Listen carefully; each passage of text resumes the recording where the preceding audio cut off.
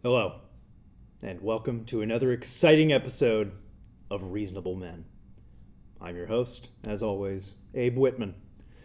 Tonight, I thought it would be fun to go through the town's 2021 fiscal year budget and talk about why I think it is complete garbage and a waste of your taxpayer dollars. But first, housekeeping. Hi, Abe. I like what you've done with the place. Yeah, it's great to get the band back together again without Yoko Ono. Look, I'm not the kind of man who makes many mistakes in his life, but I'm a big enough man to admit when I have made a mistake, and this is one of those times, and I just want to say, bringing in Chad Armstrong was the worst decision I, and I'm sure his parents, ever made. Wasn't he your son?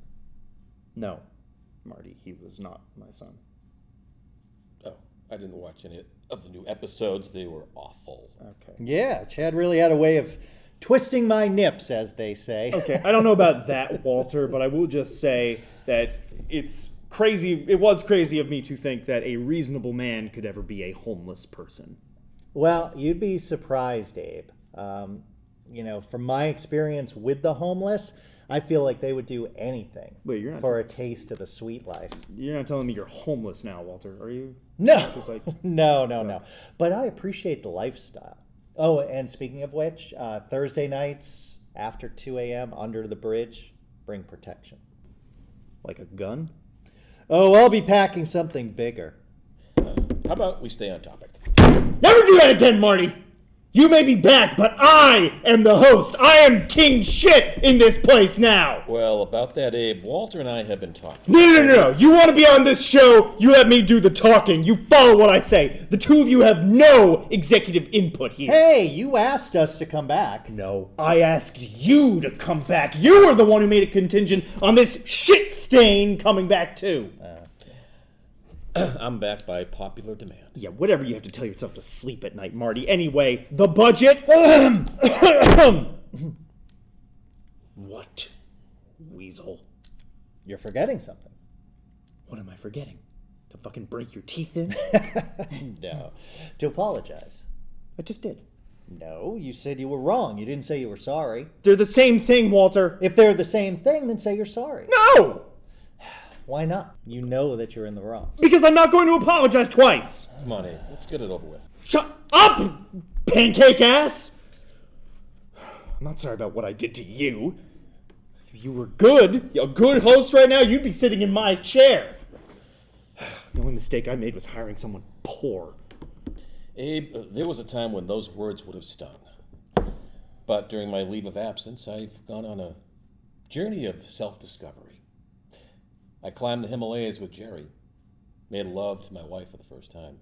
And get this, I even experimented with recreational marijuana. Ooh. Yeah, I'm at peace, and nothing you say can hurt me. What is wrong with you, Marty? I'm just happy to be here. Yeah, well, at least that's one of us. Anyway, here is the budget for the year 2021. I want to start here in this. What? Is What? it just me, What? Walter, or is this just not? No, it's not just you. What the fuck are you two talking about? It's just, it doesn't flow right. The Yeah. delivery's way off. Yeah. I think Abe operates a lot more effectively as a reactionary as opposed to an instigator. If that makes sense. I mean, the first season of Reasonable Men, what made it so successful was because Marty, despite Abe's insistence to the contrary, was very effective in setting up the questions and bringing up the topics, and Abe was just as effective in answering and deconstructing. Now, unfortunately, we're in the precarious position of Abe trying to do both. He is... he's trying to introduce the subjects and the questions and then answering them himself. And as we saw last week in that terrible episode with Chad, it really comes off as one-sided and uninteresting. And it leaves the viewer feeling stranded, unable to latch on to the lifeboat that is Reasonable Men. Walter, shut the fuck up. Anyway, the documents I have in my hand. The budget. The 2021 budget. What? Ah, this is hard to watch. You think you can do this? Here, read this document. Go! Hello, and welcome to another episode of Reasonable Men. I'm your host. No, I see what you're trying to do, you slippery little shit! Not in my house! In 2021, the school budget increased I think by 50 we should talk fucking about our feelings. I That's think we should talk about our feelings. Great idea, Walter. Let's clear the air. This isn't time for a little tea party, guys. This is Reasonable Men. We talk about real issues here, not feelings. You know, Abe, you really hurt my feelings when you wouldn't say I'm sorry. Walter, I'm sorry you feel that way. And if there's anything I can do to make you feel better, please let me know. Thanks, pal. I'd like to share a story, if it's okay with everyone. No. Well, last year, Fuck. Abe made a snide comment about my beloved nephew, Jerry. I tried to hide how I was feeling. Well, it ate away at me. I couldn't sleep. I couldn't eat. I couldn't even look Jerry in the eyes. Well, with my health deteriorating fast, my wife became concerned. But I couldn't speak. And she couldn't leave me alone with Marvin because I was too weak to feed him. Well, 3 months go by. I'm in the hospital. I'm weighing 97 pounds. It was probably the most difficult time in my life. Well, one day, Jerry comes in to visit me crying. The comments that Abe had made were broadcast over the internet. He took it hard. And I'm not ashamed to admit that I broke down and I cried with Jerry. And so began my aforementioned journey of self-discovery. Wow. You know, there's so much stigma these days attached to men crying. I've cried with a lot of men. I'm not ashamed to admit it. You know, it doesn't make you gay just letting your guard down for your friends.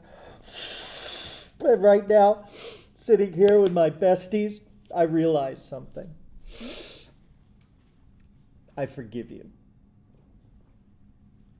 I'm not sorry. You are. I can see it in your eyes. It's wrong of me to try to force you out of your comfort zone, but I love you, man, and I'm sorry. Oh, that felt good. Walter? Mm-hmm. If you ever touch me or say any of that shit again to me, I will jam my thumbs so far through your eye sockets that I'll play your brain like a fucking marionette. You got me.